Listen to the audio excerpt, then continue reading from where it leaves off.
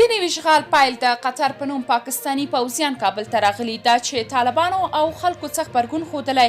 جزئیات هم دې ویډیو کې وګورئ او چینل سبسکرایب کړئ. ویل کېږي چې د کابل په هوایي ډګر کې لیدل شوي بهرني عسکر د قطر هیواد نه دي بلکې د پاکستاني کمانډو پولیسو هغه ډلګۍ ده چې د SSU یا سپیشل سکیورټي یونټ په نوم یادیږي.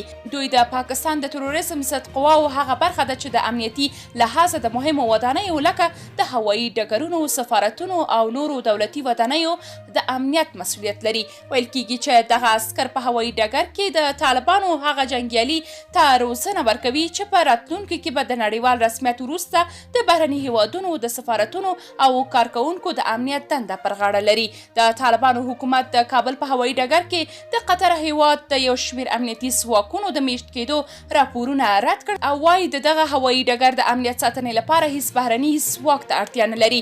طالب چارواکي دا خبرې وروسته له هغې کوي چې تېره ورځ د ځینو رسنیو لخوا یوه ویډیو خپره او پر بنسټ یې ادعا وشوه چې په کابل هوایي ډګر کې یو شمېر قطري ځواکونه میشت شوي دي. په دې ویډیو کې یو ډله امنیتي ځواکونه چې ښایي شمېر یې له 100 ډېر وي د تمرین په حال کې لیدل کېږي. ویډیو په ټولنیزو رسنیو په ځانګړي ډول فیسبوک هم په پراخه کچه خپره شوې او د ټولنیزو رسنیو ډېری کارکوونکو ویلي چې په دې اړه باید طالبان وضاحت ورکړي چې آیا دا د اشغال یو ډول دی او که نه. دوی همداراز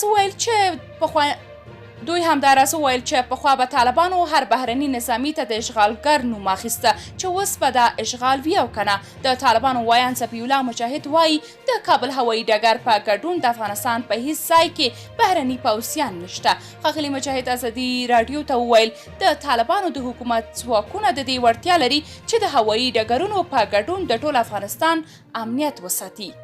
درنو لیدونکو، تاسو که د دې موضوع په اړه کوم نظر لرئ کومنټ کې شریک او چینل سبسکرایب کړئ.